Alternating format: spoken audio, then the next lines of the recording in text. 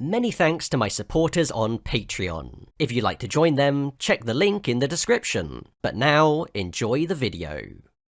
Welcome back to Gran Turismo Origins. This is the ongoing series where I'm diving into each of the first 6 mainline GT games. In my opinion, these games define what Gran Turismo is, and yet they all differ from each other in many different ways. These videos are my way of making sense of everything as we fully dissect these games. We're covering pretty much every aspect of them, from the menus and music to the fundamental game design. But not only are we looking back at them retrospectively, we're also considering how they were viewed at the time. By doing all of this, hopefully we can gain a deeper understanding on what makes these games tick and how each of them fits into the broader story of this series. Today, we reach the end of our journey as we finally tackle Gran Turismo 6.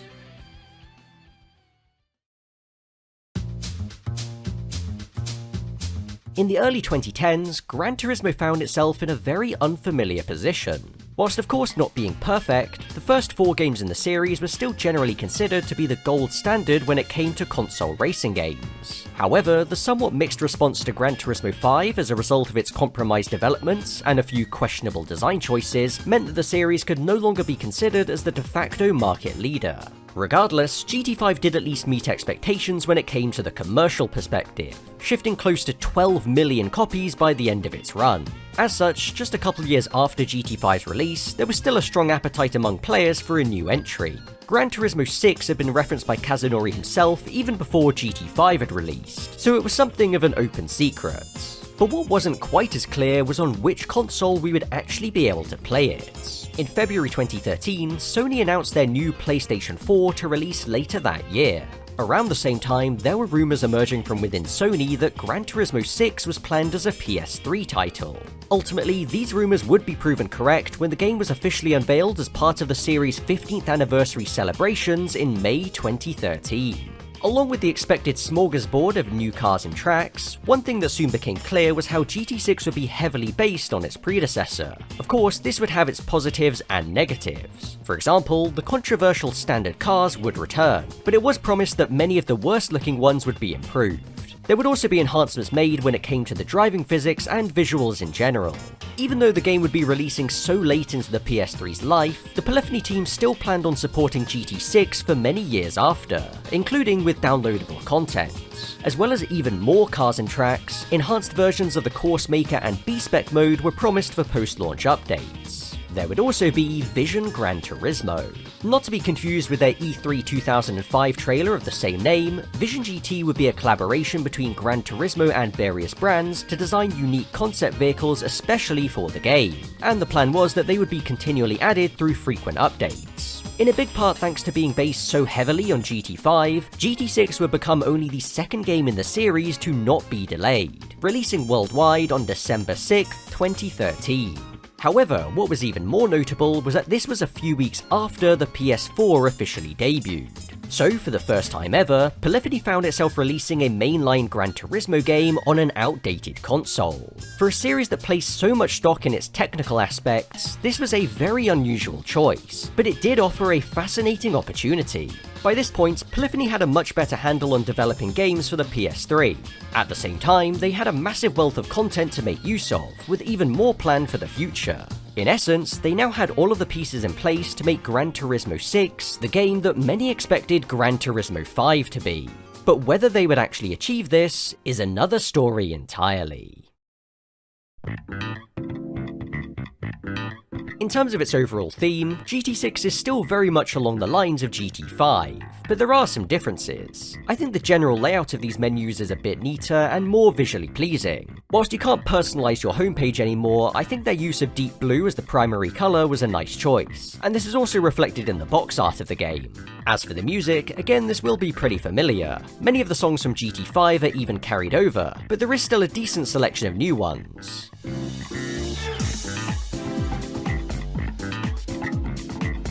While still somewhat subdued compared to the first few games, I think the music is a little bit funkier than it was in GT5, which I personally quite like. It's worth noting that whilst longtime series composer Isamu Ohira was replaced by a cast of various other artists for GT5, a few of his songs from the older games do reappear in GT6, which is neat. Visually, GT5 was kind of chaotic, so you would expect a certain amount of this to carry through into GT6 as well, and in many ways, this is true. Shadows are still janky, frame rates can be inconsistent, and screen tearing is still prevalent. But beyond these, I think they did a pretty admirable job of smoothing off GT5's rough edges. The new car models are truly exceptional, a noticeable step above even GT5's. This game makes use of adaptive tessellation, meaning that the polygons which make up each car change based on the camera's perspective, to make them look as best they can in any given situation. From GT3's enormous graphical leap, through to current day with GT7, Polyphony's mastery of visuals has always gotten attention, but I still don't think the scale of their achievement with GT6 gets enough recognition. A game developed for a console from the mid-2000s simply shouldn't look this good. What they managed here is borderline witchcraft. It's really impressive stuff, but once again, we can't ignore the fact that most of the cars in the game don't look anywhere near this good. The terms premium and standard are no longer a thing in GT6. Instead, each car is labelled based on whether they have a detailed or simplified interior. Regardless, for the sake of simplicity, I'll still be referring to them as standard and premium. With there being roughly 800 standard models, Polyphony really had a job when it came to upgrading them. This is something that they would continually work on throughout the game's lifespan. Of course, they wouldn't get around to every single car, so some do still look pretty awful. But for the ones that did get enhanced, it was a really solid effort. The cars from Roof were some of the most well-known, featuring things like panel gaps and much higher quality textures. In fact, so comprehensive were the changes to some cars that they're often called semi-premiums within the community. In some cases, their only difference to full premiums is the lack of an interior. This, along with the fact that there are many more premium cars than there were in GT5, really helps to improve the balance, but it's obviously still not ideal. Another aspect that's received attention in GT6 is the lighting. GT5 had a habit of looking a bit flat in certain conditions, but the subtle changes made for GT6 add some extra depth. Sadly, all of these enhancements do come at a cost. Prior to its release, Kaz was quoted as saying that with this game, they pushed the PS3 as far as it can go, and he wasn't wrong. Playing it on my PS3 Slim is like standing next to a jet that's about to take off. I can only imagine what it's like on an original fatty PS3. Driving-wise, in spite of the game boasting an all-new physics engine, I don't really notice a huge difference to its predecessor.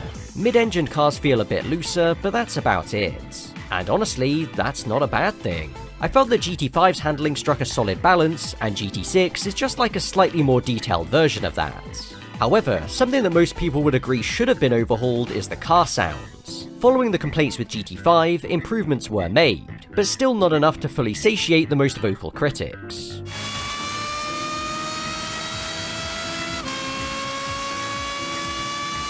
Some cars do sound very distinct, but even at their best, the engine sounds and sound mixing in general are still noticeably lacking compared to other racing games from the time.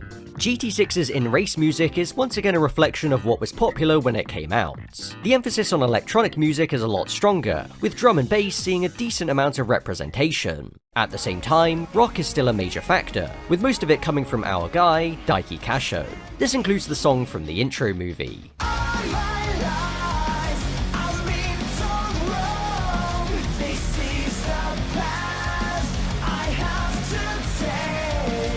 Here's something interesting. I remember absolutely hating this intro the first time I watched it. Honestly, I don't really know what my problem was. All My Life is a pretty good track. It's not quite soul on display, the music from GT5 Spec 2 intro also courtesy of Kasho, but I think it fits pretty well. However, just like GT5 Spec 2 intro, this song was used in every region, meaning that this was the first game in the series to not feature Moon Over the Castle in any of its intros. When Gran Turismo 6 launched, it had over 1,200 cars in total, more than any other game in the series, and possibly any other racing game ever made. Through updates, that number increased further, to the point where it now stands at nearly 1,300, a truly staggering figure. Of course, 1,000 of those cars were already in GT5, and roughly 800 of those were ports directly from the PS2 and PSP, many of which being duplicates of the same car. So in reality, we're left with about 300 new cars, which includes the ones that were added to GT5 as paid DLC. From this, there aren't any real bombshell new inclusions, like we saw previously with Ferrari and Lamborghini. It's just a solid mix of cars of various eras, from noteworthy historic models to normal everyday cars, and the latest high-performance machines. I will say that one noticeable trend is the inclusion of cars from the emerging GT3 racing class, like the BMW Z4 GT3 and Mercedes SLS GT3. However, these cars are more notable for what they would foreshadow in the series rather than their actual inclusion in this game.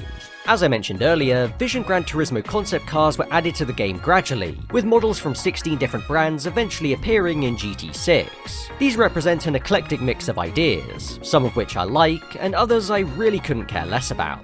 The most well known is probably the SRT Tomahawk, a machine that can rival even the outrageous Red Bull fan cars. Even though these cars are designed specifically for the game, there is one major oversight with their design. Most of them do not have modelled interiors. They're left completely blank, just like most of the standard cars. Now, I don't even really use interior view, but just on a fundamental level, collaborating with various companies to create cars specifically to appear in the game, but not designing interiors for them when the game has an interior view, has to be up there as one of the most boneheaded decisions this series has ever made. Whilst the sheer number of cars in this game is what tends to get the most attention, we can't forget about the tracks. Like the cars, the track roster in GT6 contains almost everything from GT5, the only exception being the Top Gear test track, as arch-rivals Forza snagged that license in 2011. GT5's track list was already pretty decent, but GT6 elevates it to another level entirely. Alongside the DLC tracks from GT5, like Spa-Francorchamps, Motegi, and more, we got a crop of entirely new circuits. Of course, this is to be expected from any new GT game, but what I can't emphasize enough is the fact that almost every new inclusion is a banger in my opinion. From real-world tracks like Brands Hatch, Mount Panorama, and Ascari Race Resorts, to original designs like the Matterhorn Complex and the return of Apricot Hill, which has been entirely rebuilt. And when you then consider the free DLC tracks, such as the gorgeous remake of Midfield Raceway and the outstanding Circuito de la Sierra, the longest road circuit in Gran Turismo history, this tracklist has to go down as one of the all-time greats. Personally, I rate it just fractionally behind GT4. If it's included a few of the courses exclusive to that game, I'd be tempted to say it would be near perfect. When starting a fresh save, you're greeted by something that this series has never done before: a tutorial. Okay, maybe the license tests in the older games were like an extended tutorial, but you were never forced to do them immediately. In GT6, you're loaded onto the Brands Hatch GP circuit in a Renault Clio RS. Now, tutorials in racing games are always kind of tedious if you're an experienced player, but GT6's feels especially torturous. This game interrupts you, physically pausing the gameplay several times to give you basic pointers on how to drive. Now let me be clear, if you're making a racing game tutorial, do not do this. This is a crime. Or at least it should be. Anyway, after that ordeal, you're given 30,000 credits to buy your first car, a pretty generous amount of money. However, there's a catch. Your only option is the 2010 Honda Fit RS. So the problem with this is pretty obvious, I think. Choosing your first car is an important part of the Gran Turismo experience, as it often helps to define the general direction of your playthrough thereafter, so to throw that choice away feels pretty meaningless. I really dislike how they handled this, but that's not the only reason why.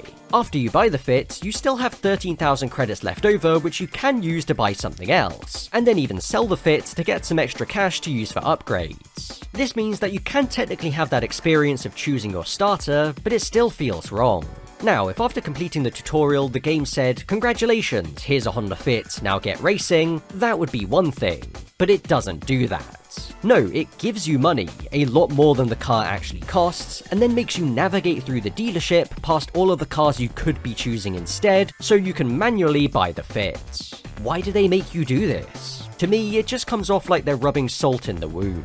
So GT6 doesn't give the strongest first impression, but this is a racing game, so let's do some racing. As I explained last time, with the improvement to the AI's awareness came a noticeable downgrade to their speed and aggression. Unfortunately, this trend continues in GT6. The opponents in this game are even bigger pushovers than in GT5.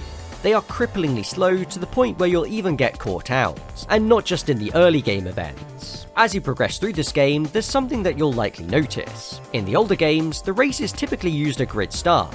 With GT4, we saw rolling starts become a lot more common, and in GT5, they were used in pretty much every career mode event. The same is true in GT6, but you'll notice that in a lot of races, the cars are much more spread out, with you starting some 20 seconds behind the leader in the worst cases. The point of this is to seemingly create some artificial challenge, because if these races had a traditional grid start, you could pass the entire field within a matter of seconds. The end result is that these races are more just glorified time trials where the other AI cars act as rolling roadblocks that slow you down. In fact, for the first few laps, the AI will actually drive several seconds off the pace until you pass them when they suddenly speed up. I didn't actually notice this until recently, mainly because even when they pick up the pace, they're still pretty damn slow. If you were hoping for some edge-of-your-seat racing action, you're not going to find it here. So what about the career mode structure? As you can see, the main career mode events are organised into 6 categories, ranging from novice to super. The controversial XP system from GT5 was thankfully dropped, but in its place came the star system. Basically, every time you do a career mode race, you earn stars. One for completing it, another for finishing in the top 3, and a third for winning. To unlock the next tier of events, you'll be required to earn a certain amount of stars, which first unlocks the necessary license. Only by completing the 5 license tests will you then be able to enter the level above. When it comes to the licenses themselves, the tests are very easy, at least by the standards of the older games. I think most players shouldn't have too many problems getting gold, but there are a couple of tests in the Super license which pose a tougher challenge. Even though the tests are mandatory, unlike GT5, the fact that they're so simple and there are so few of them means that they honestly don't really matter. You could take them out of the game and it would barely make any difference.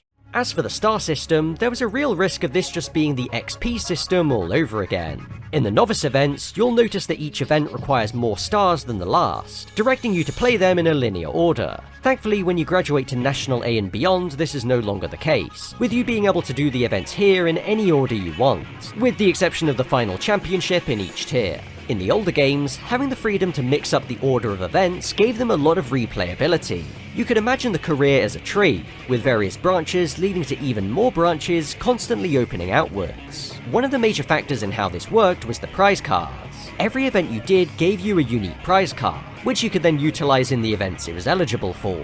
However, this is where GT6 changes the formula. In this game, you no longer earn prize cards for completing events. Instead, you only earn a prize card for first earning half of the total stars in each tier, and then all of the stars. Bear in mind, you can still earn prize cards for getting all gold on the licenses, as well as for doing the optional missions and special events. But even with these included, there are far fewer prize cards in this game than the previous entries. The knock-on effect is that whilst, yes, you can do these events in any order you want, doing so makes virtually no difference.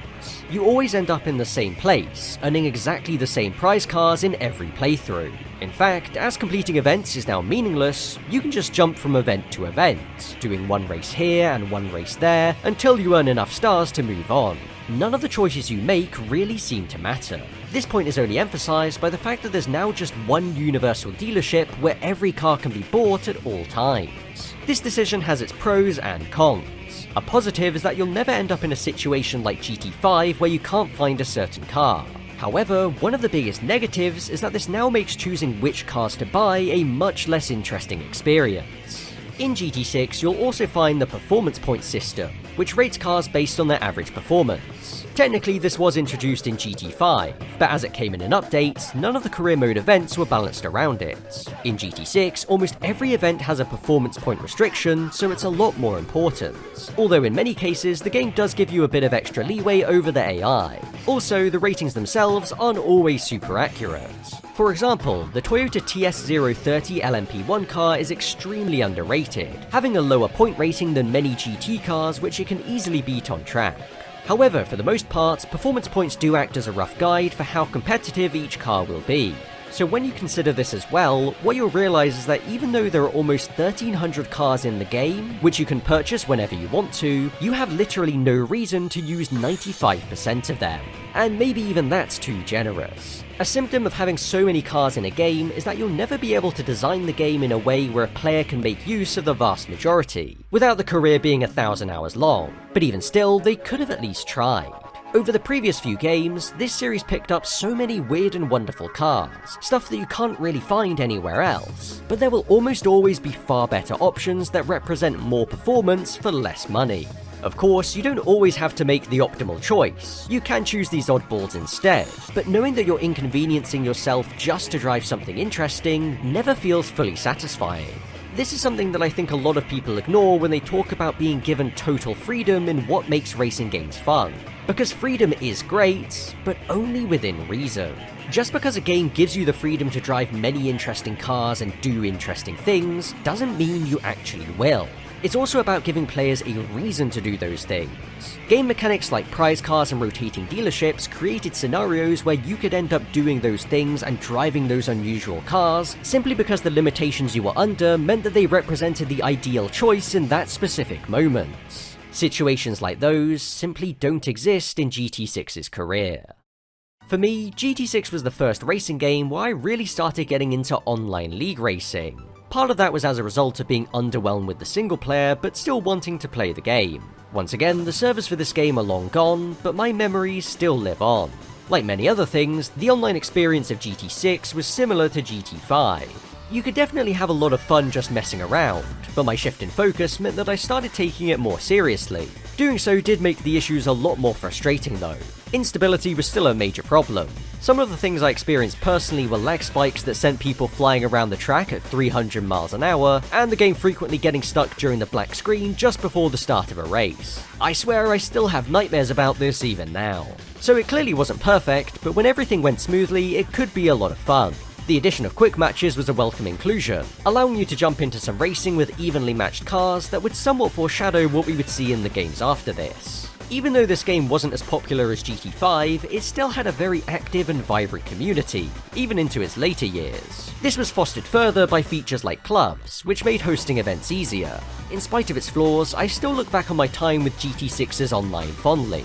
Whilst car customization took a step up in GT5 compared to the previous games, in the years since, players' demands for it started to grow. A livery editor in particular was one of the most requested features for GT6. Sadly, we would have to wait a bit longer for that, but in the meantime there were a few minor additions. A custom rear wing would become an option for most road cars, giving you a way to personalize the design and dimensions of the spoiler. These could also now be painted, and so could brake calipers. Whilst the paint chip system would return, it was now made so that once you earned a paint chip, it could be used infinitely.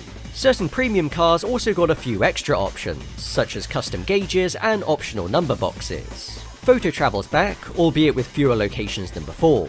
At least this time round you can bring standard cars in, and also place a second car if you want to. Car damage also reappears, but has been downgraded even further from GT5. Instead of body panels physically deforming, now a texture is applied to the surface which gives the illusion of deformation. Once you notice it, you can't really unnotice. By this point, a lot of the hype for car damage had died down, so it wasn't such a big deal. But it's still a shame to see this aspect be made worse. Mechanical damage is still the same as GT5, but yet again doesn't appear in any career mode events, even as an option. Now, as for the features that were brought in updates, let's start with B-Spec, which was added in version 1.16. Unlike GT5, B-Spec is no longer a separate career with its own progression. Instead, it's more like GT4, wherein it's just an option for single-player races. However, unlike either of the previous two games, there is no driver training aspect, with the performance of your driver being set in stone.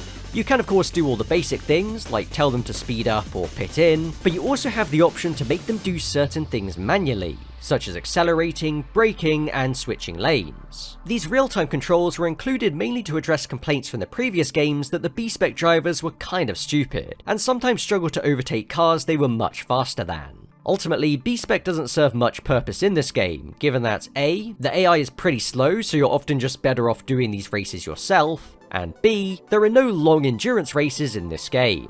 We'll get more into that detail a bit later.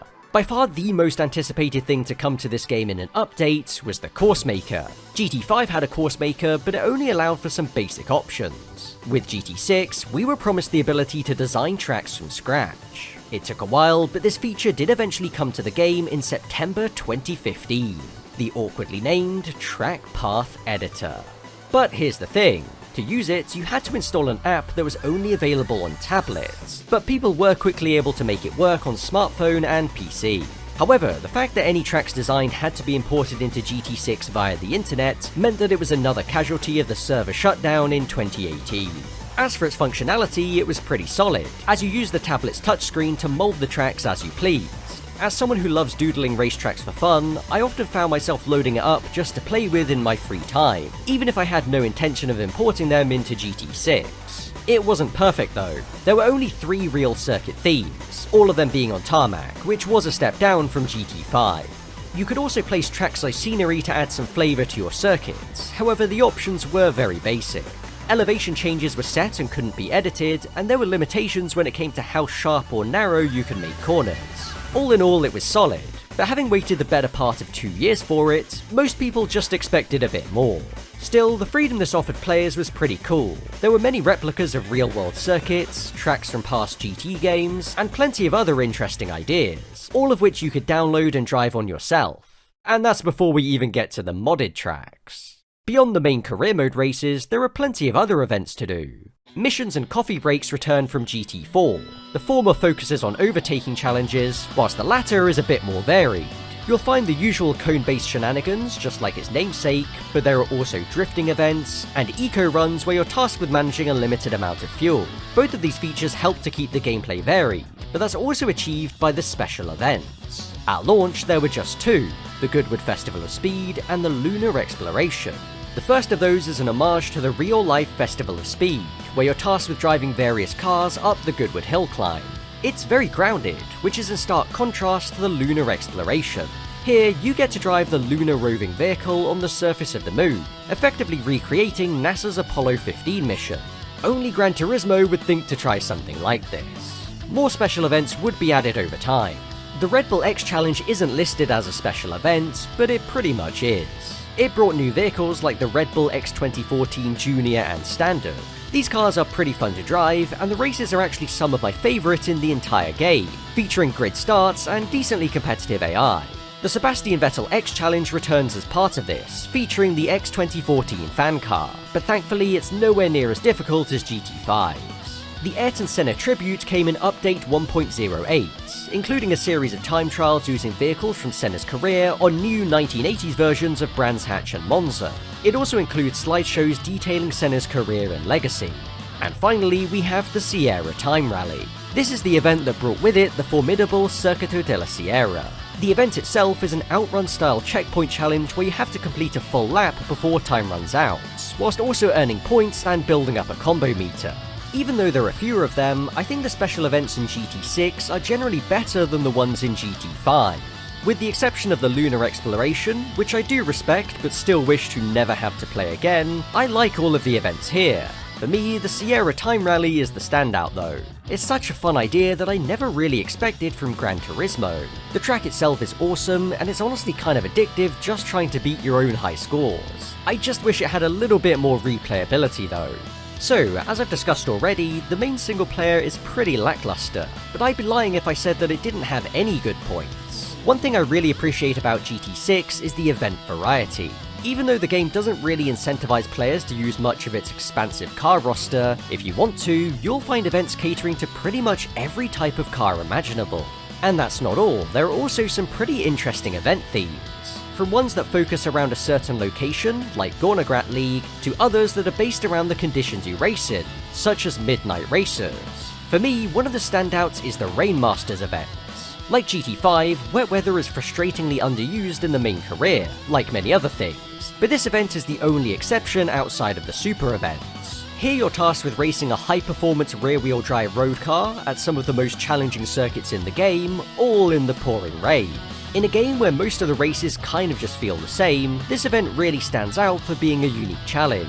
I just wish Gran Turismo did more stuff like this. On the less positive side, rally racing is still extremely underutilized, with there being just a single event featuring dirt tracks in the main career, continuing its decline in relevance since the PS2 games.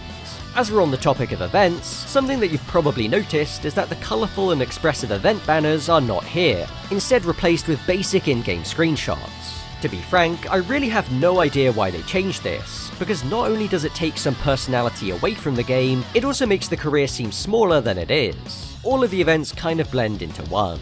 And speaking of things that shouldn't have been changed, we need to address the super events. For all of the flaws with GT5's career, the endurance races were one thing that it did better than any of the previous games.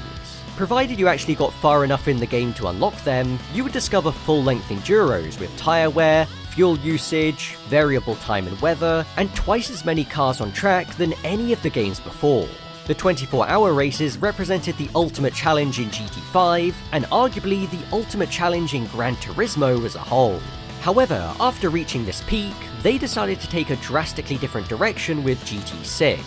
In the super events, you'll find what are effectively scaled down endurance races. For example, instead of the 24 hours of Le Mans, there's the 24 minutes of Le Mans. As you can imagine, this change didn't go down amazingly well. For instance, one of the races here is the Suzuka Circuit 10-lap challenge, an obvious reference to the Suzuka 1000 kilometers that had been in GT4 and GT5. However, within GT5's Super GT events, you'll find a pretty much identical race, one of the very few outside of the endurances to feature wet weather in fact. The comparison between the previous games, where 10-lap races were nothing really special, and GT6, where they're now considered as standalone endgame events, kind of summed up how the career had been downgraded. To be honest, I actually do enjoy these races. They still feature tyre wear, fuel usage, and variable time and weather in some cases. For the 3 24-minute races, time is even accelerated by a factor of 60, thus simulating a full 24 hours in-game. All of this leads to an experience which is certainly a step up over the rest of the events in the career, but it's not as if that's a very high bar to clear. Simply put, these races showcase what the late-game career mode events, such as the GT World Championship, should have been like. I think I speak for a lot of people when I say that this is what I imagine is possible with a modern Gran Turismo career. Ultimately though, this is the hand we were dealt, so you just have to make the most of it. The lethargic AI drivers are still a problem in the super events, but this does allow you to make your own interesting challenges. For me, one of the best ways to enjoy this game's single player is trying to win these races with severely underpowered cars. When you factor in that the AI isn't great at pit strategy either, you can end up winning races you have truly no right to. Sometimes you really just have to make your own fun.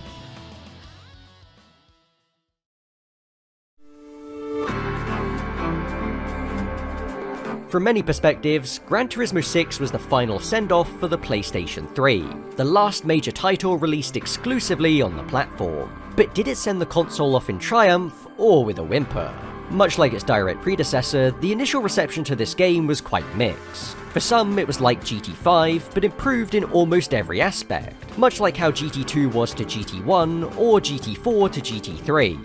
For others, however, the changes made didn't amount to enough to warrant a full sequel, the game being likened to a DLC for GT5 or GT5 Spec 3 was quite common to see.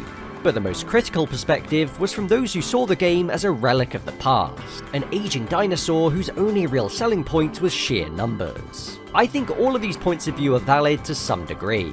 GT6 sold over 5 million copies, certainly nowhere near the 12 million of its predecessor, and even less than GT5 Prologue.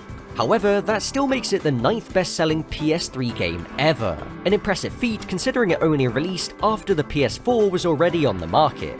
But beyond the commercial and critical reception, there is another aspect we need to consider: mainstream relevance. It cannot be stressed just how massive Gran Turismo was during its peak. Even into the PS3 era, it still retained a huge presence. But between the releases of GT5 and GT6, mainstream interest cooled off massively. Of course, part of this was down to the game no longer being on a current console, but that's not the full story. By this point, Gran Turismo was a known quantity. You were never going to be surprised playing one of these games. Although GT5 aimed to address the most requested improvements and additions with the games up until that point, its somewhat botched execution only created more headaches. Whilst GT6 tried to address some of these areas, the majority were still carried over, and with a few new ones also. Last time, we touched on the emergence of Forza as the series' direct rival, and how it even came to surpass GT in many ways. But in 2013, that rivalry kind of hit a brick wall. Forza Motorsport 5 was announced as a launch title for the Xbox One, releasing just a few weeks before GT6. As a result, its MO was completely different, sacrificing total content for much higher fidelity that made use of the new hardware. Although many still tried to compare the two, ultimately any real comparison was kinda meaningless. These were two games separated by a whole console generation aiming to achieve totally different things. The cliche of quality versus quantity is what comes to mind, although I think that would be slightly unfair on GT6. The byproduct of this is that this game had even less relevance when it came to the 2013 racing game scene. If we have a look at my poll, we can find that you guys voted GT6 as your collective 5th favourite GT game, with just under 10% of the votes. This puts it only slightly behind GT2 and GT3, but still some way off GT5. As for why those who voted for it did, it's pretty simple really. The sheer amount of content. Most people cited the number of cars and tracks as the main reason and why they consider it their favourite. Even though many recognise that it wasn't the best designed GT game, it still allowed them to sink a huge amount of time into it, so it must have been doing something right. But here's the big question. Is GT6 actually an improvement over GT5? Depending on who you ask, you will get varying results. Some will say that of course it is, it's GT5 but with more of everything, whereas some others will tell you that GT5 was a far more ambitious game and GT6 is just a less interesting version of it. Now this is going to sound like a cop-out, but for me it really depends. Let me put it this way. If you were to ask me which of the two games I would prefer to boot up right now and start a brand new save, it would be GT5, no question. But if you asked me which of the two I would want to load up my completed save file in, where I've beaten the main career and have much more freedom to do whatever I want to, I would choose GT6 all day long. For me, it really comes down to comparing the structured single-player experience against the sandbox-style experience, like I outlined back with GT2. For all of the complaints I had about GT5's career, it still felt like a classic Gran Turismo career, albeit not a great one. GT6 on the other hand just doesn't feel the same. In fact, I'd say that the first hour of gameplay in particular is the worst of any GT game. Yes, even more so than GT7. When we look at some of the biggest issues with the single player, like not being able to choose your first car, the severely gimped AI, the lack of unique prize cars, and the removal of endurance races, these are complaints that you've most likely heard many times already, and that's because they're just so obvious. But what was really worrying was that none of these were accidental.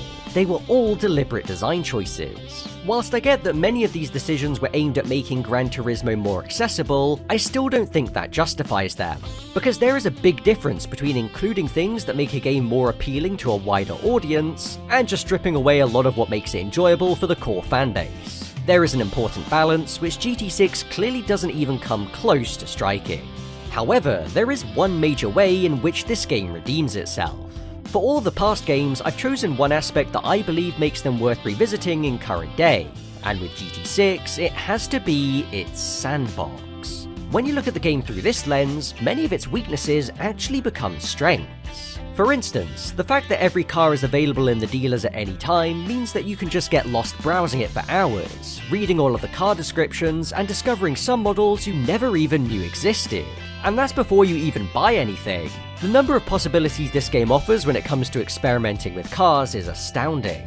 Who cares that the single player career kinda sucks when you can just come up with your own goals and challenges? This is where GT6 truly shines, because it's not just about purely the number of cars and tracks, but also the tools the game gives you to come up with almost anything you can imagine. Miss the old super touring cars from GT2? No problem, just make some yourself. And back when the servers were still live, you could take things online, creating even more possibilities. Not to sound like some sort of hack game reviewer, but if GT3 is the Dark Souls of Gran Turismos, then GT6 is the Minecraft. Provided you have the initiative, there is just so much to do in this game that you will almost never get bored. What also helps is that this game was definitely a lot more future-proof than GT5. It still functions pretty much how it did back then. All of the DLC was added in free updates, and so is still accessible. Not being able to import tracks from the track path editor, or even access tracks you may have previously imported, is one of the only black marks against it in this respect. Of course, there were also seasonal events offering big payouts that made high-value cars more attainable, but even without this, earning money is a lot easier than it was in GT5, so long as you don't mind seeing the Red Bull X 2014 standard. To tell the truth, making this video has really made me want to get my old PS3 fixed, as that's where my original save file where I have hundreds of cars and millions of credits is stuck. GT6 was the game where I really started to get involved with the community. Around this time, there was quite a lot of frustration when it came to the series. It just felt like so many aspects of it were compromised. But looking back on it in current day, we really didn't know just how good we had it. For Polyphony to not only give us this game, but then continue to support it for multiple years after with new and crucially interesting free content has to be applauded. This doesn't make the issues with this game any less valid, but they're certainly no worse than what we see with the series in current day. In the intro to this series of videos, I made the point that each Gran Turismo game holds a unique place in defining the story of this franchise. But to be entirely honest, GT6 is by far and away the least impactful mainline game in the narrative of Gran Turismo. In some ways it is like a past relic, a holdover from a previous era before the series would reinvent itself entirely. Frankly, you could completely erase it from history and not a whole lot would change. But saying that doesn't really do this game justice. In an era where every decision has to be justified, to see a game with so much content just for the sake of having it comes off as almost defiant. This game did not need to have even half of the stuff that it did, but they still included it all anyway. It takes a truly bizarre set of circumstances for a game like Gran Turismo 6 to exist. But in my opinion, we're all the better for it.